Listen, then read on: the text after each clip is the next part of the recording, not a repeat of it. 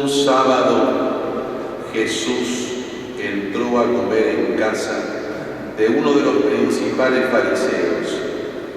Ellos lo observaban atentamente y al notar cómo los invitados buscaban los primeros puestos, les dijo esta parábola. Si te invitan a un banquete de bodas, no te coloques en el primer lugar, porque puede suceder que haya sido invitada a otra persona más importante que tú, y cuando llegue el que los invitó a los dos, tenga que decirte, déjale el sitio, y así, lleno de vergüenza, tengas que ponerte en el último lugar. Al contrario, cuando te inviten, ve a colocarte en el último sitio de manera que cuando llegue el que te invitó te diga, amigo, acércate más, y así quedarás bien delante de todos los invitados, porque todo el que se eleva será humillado, y el que se humilla será elevado. Después dijo al que lo había invitado, cuando des un almuerzo o una cena, no invites a tus amigos, ni a tus hermanos, ni a tus parientes, ni a los vecinos ricos, no sea que ellos te inviten a su vez y así tengas tu recompensa. Al contrario, cuando des un banquete, invita a los pobres, a los lisiados, a los paralíticos, a los ciegos. Feliz de ti, porque ellos no tienen cómo retribuirte, y así tendrás tu recompensa en la resurrección de los justos. Palabra del Señor. Gloria a ti, Señor Jesús.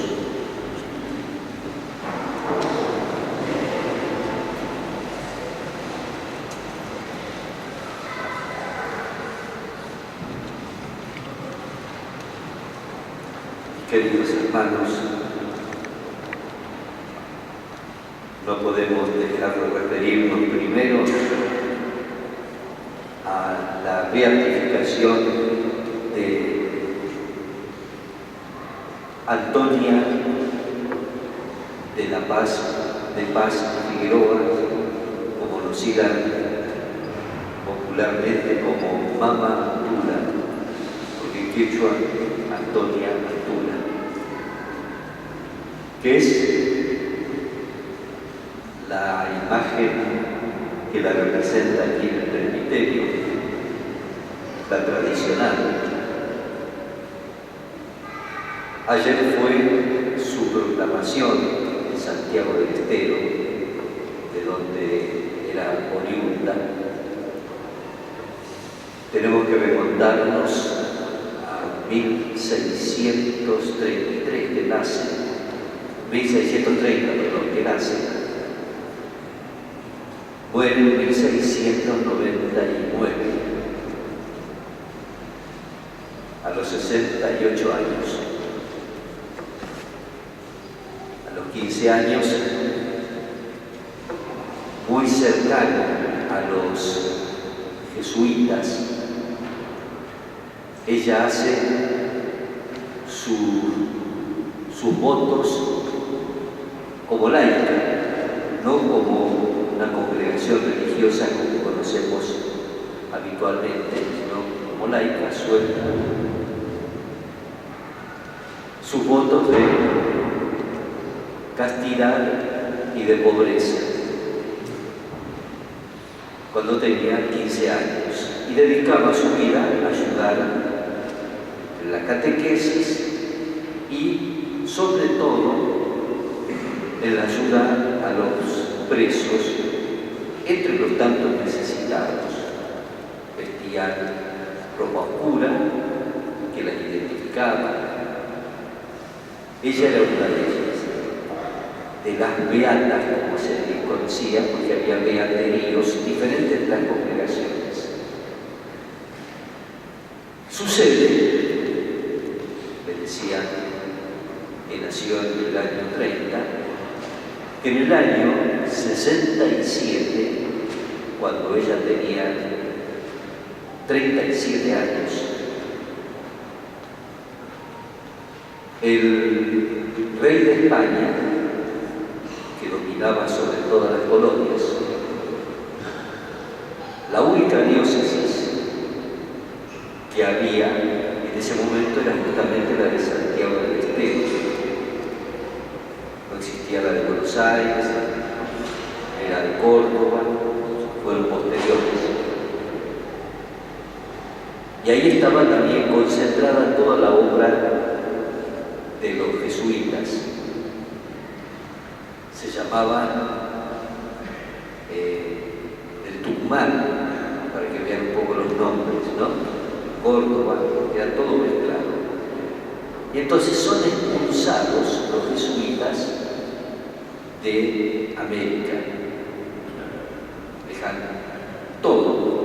Tienen que dejar escuelas, casas de retiro, granjas, todo lo que hacían,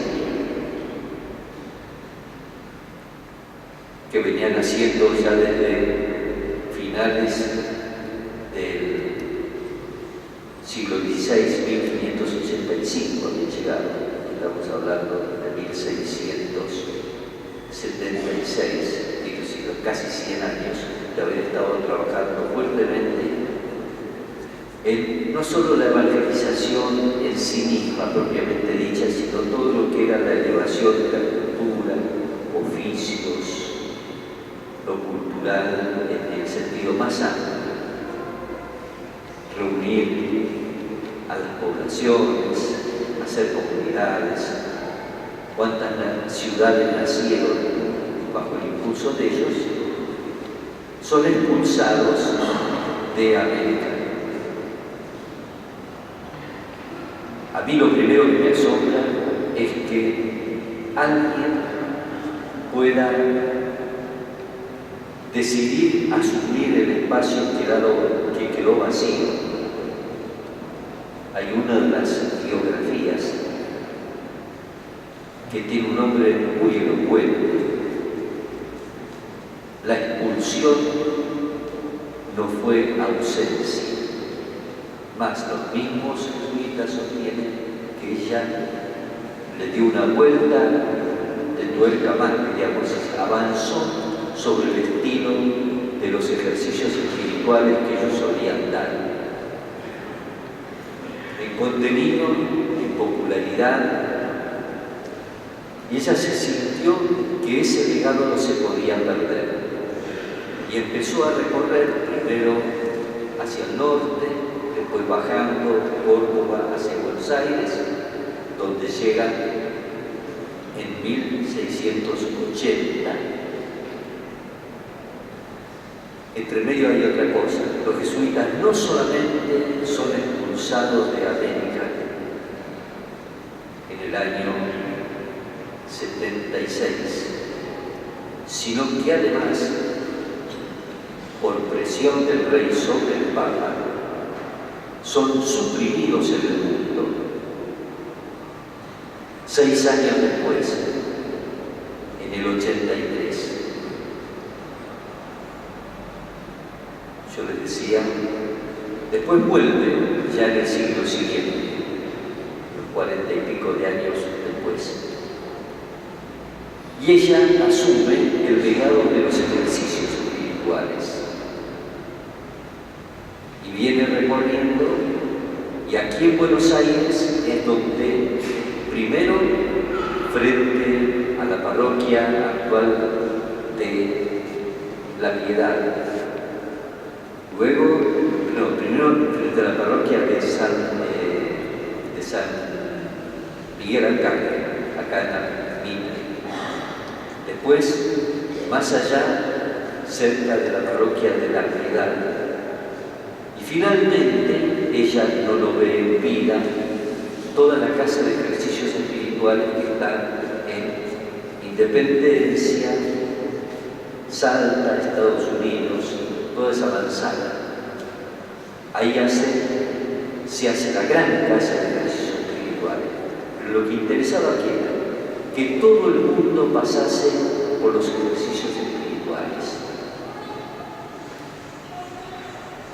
Estos ejercicios espirituales, según el esquema ignaciano, esto era clave, el esquema ignaciano, muy elaborado, que fundamentalmente educaba espiritualmente al discernimiento, que es de Dios y que no es de Dios.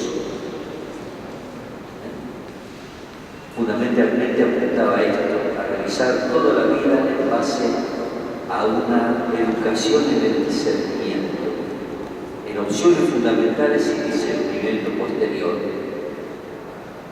Fue lo que un siglo después toma también el cura Brochero. Nosotros este año tenemos en nuestro país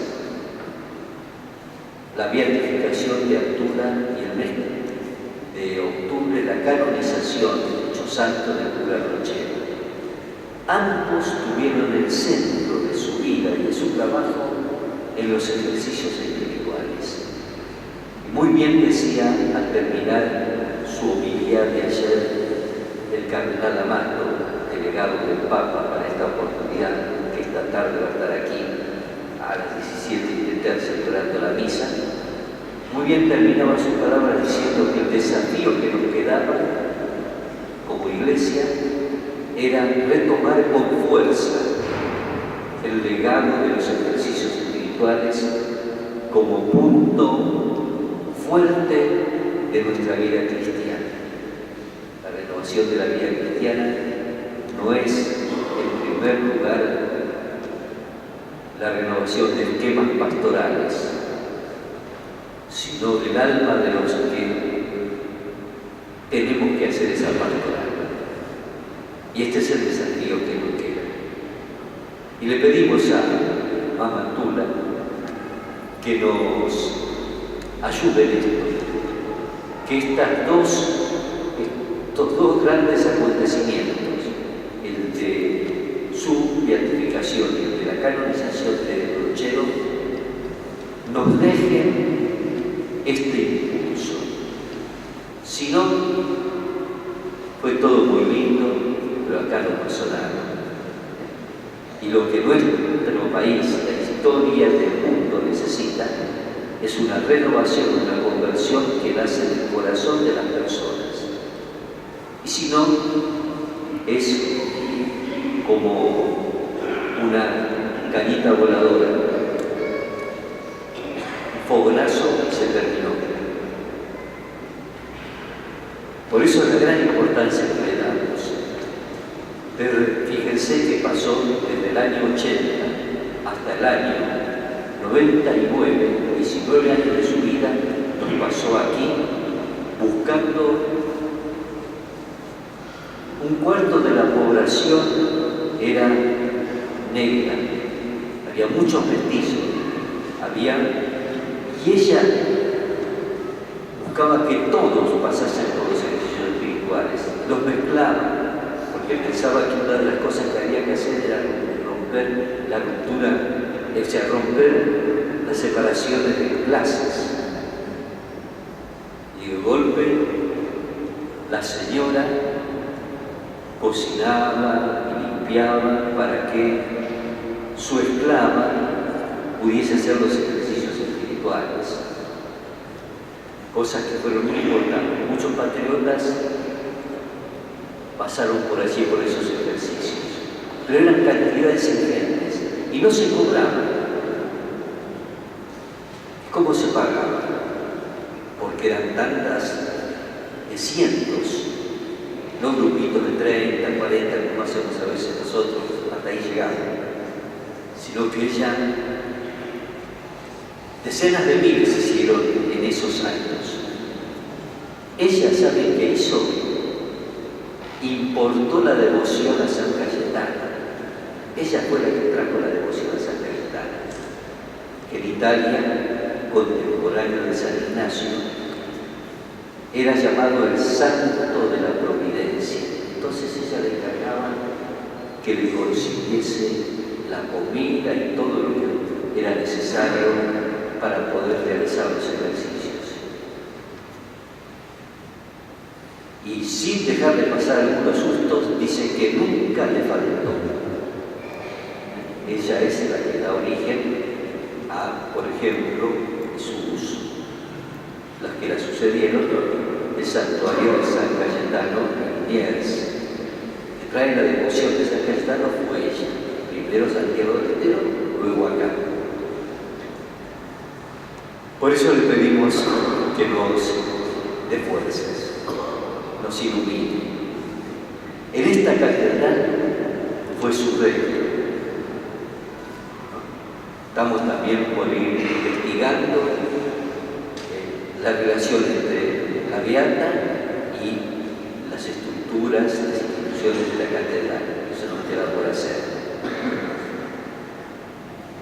Yendo al mensaje de la palabra de Dios, muy brevemente, las circunstancias ustedes vieron. Dice que Jesús estaba en la casa de uno de los principales fariseos.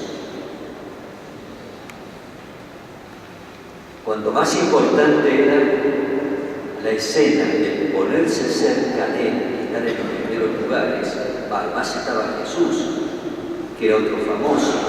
Cuando hay dos famosos, la gente quiere estar más cerca, entonces en los primeros lugares. Entonces Jesús saca el tema de los primeros lugares.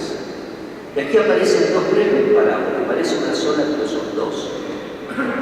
Una es la parábola de la elección de los puestos, de los lugares. Y una segunda que es la parábola de la elección de los invitados. Cuando vos quieras hacer una comida o un banquete, acordate de los pobres, de los que andan. Fíjense ustedes, el Papa Francisco, su cumpleaños lo festeja con los vagabundos que andan en la plaza de Roma. No lo hace con una originalidad, sino que es por esto. Nunca lo dijo, pero es por esto.